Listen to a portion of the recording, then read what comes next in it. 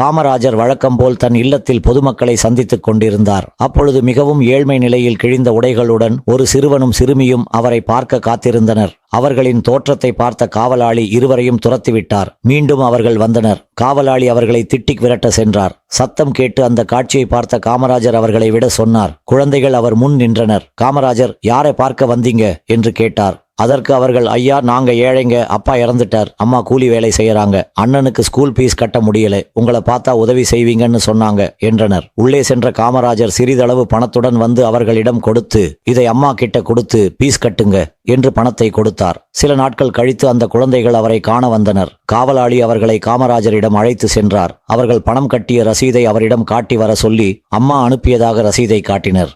வறுமையிலும் அவர்களின் நேர்மையை கண்டு காமராஜர் நெகிழ்ந்து போய் அந்த குழந்தைகளை அணைத்துக் கொண்டார். இப்படி அன்றி வறுமையில் உள்ளவர்கள் கூட குழந்தைகளுக்கு நேர்மையை கற்றுக் கொடுத்தார்கள். இன்றைய குழந்தைகளுக்கு நேர்மையை கற்றுக் கொடுக்கும் பெற்றோர்கள் இருக்கிறார்களா? உண்மையிலேயே அவர்களுக்கு அந்த தகுதி உள்ளதா? கமெண்ட் பண்ணுங்க.